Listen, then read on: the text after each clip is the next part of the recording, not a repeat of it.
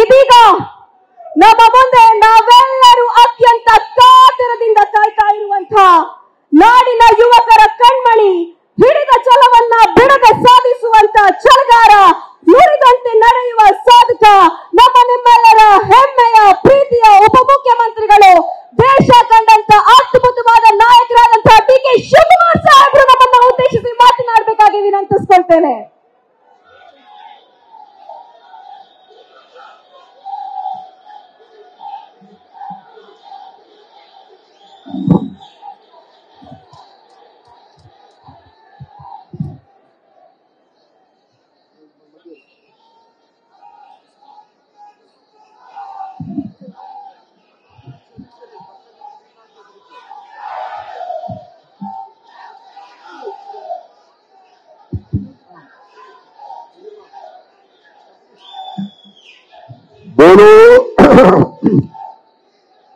बोलो भारत माता की, कांग्रेस पार्टी की, मल्लिकार्जुन खड़गे की. स्टेज ಮೇಲೆ ಗನ್ಮೇನು ಮಿಕ್ಕಿದವರೆಲ್ಲ ಕೆಪಿಸಿಸಿ ಯೂತ್ ಕಾಂಗ್ರೆಸ್ ರಾಜ್ಯ ಮಟ್ಟದ ಪದಾಧಿಕಾರಿಗಳು ಬಿಟ್ಟು ಮಿಕ್ಕಿದವರೆಲ್ಲ ಕೆಳಗೆ ಇಳಬೇಕು. ಶಿಸ್ತಿಲ್ಲ ಅಂದ್ರೆ ಯಾವ್ದೊಂದು ಆಫೀಸ್ ಬೇರರ್ಸ್ ಎಲ್ಲ ಅವರೆಲ್ಲ ಎಲೆಕ್ಷನ್ ಗೆದ್ದವ್ರೆ. ಎಲ್ಲ ಗನ್ಮೇನು ಬೇರೆಯವರೆಲ್ಲ ಕೆಳಗೆ ಇಡಬೇಕು. ಅಲ್ಲಿವರೆಗೂ ನಾವು ಭಾಷಣ ಮಾಡಲ್ಲ. ಈ ಕಡೆ ಹೇಳ್ತಾ ಇದ್ದೀನಿ, ಪದಾಧಿಕಾರಿಗಳು ಬಿಟ್ಟು ಬಿಕ್ಕಿದೆಲ್ಲ ಕೆಳಗಡೆ ನಿಂತ್ಕೊಳ್ಳಿ. ಅಲ್ಲಿ ಸೀರೆ ಹೋಗಿ ಕೂತ್ಕೊಳ್ಳಿ ನೀವು.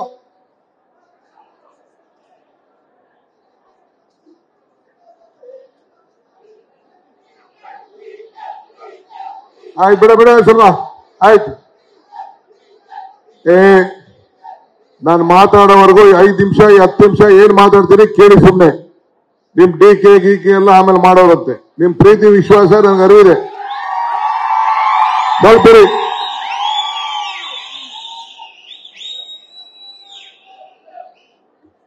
ಬಂದೋಳೆ, ನಾನು ಕಿರ್ಚಬೇಡಿ ಅಂತ ಹೇಳ್ತಾ ಇದ್ದೀನಿ. ನಿಮ್ಮೆಲ್ಲ ಇದನ್ನ ಕೆಳಗೆ ಇಳಿಸಕ್ಕಾಗಲ್ಲ. ಯಾವ ಬೋರ್ಡು ಬೇಡ, ನಿಮ್ ಬೋರ್ಡು ಯಾವ ಬೋರ್ಡು ಬೇಡ, ಏನು ಇಳಿಸಿ. ಕೂತ್ಕೊಳ್ಳಿ, ಎಲ್ಲ ಸೇರಿದೆ ಕೂತ್ಕೊಳ್ಳಿ. ನೋಡಿ, ರಾಜ್ಯ ಎಲ್ಲ ಹೊರಗಡೆ ಯಾರು ಬಂದಿಲ್ಲ, ಎಲ್ಲ ವಿಡಿಯೋ ಹಾಕೊಂಡು ನೋಡ್ತಾ ಇದ್ದಾರೆ.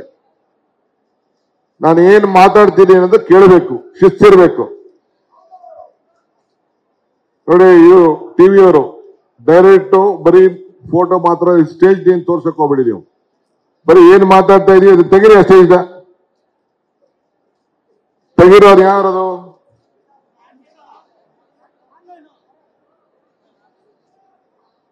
ಬರೀ ನಿಮ್ ಸ್ಟೇಜ್ ತೋರ್ಸ್ಕೊಂಡು ಕೂತ್ಕೊಳಕ್ ಹೋಗ್ಬೇಡಿ. ಸ್ಟೇಜ್ ಆಯ್ತು, ಎಲ್ಲರನ್ನೂ ತೋರ್ಸಕ್ ಆಗಲ್ಲ.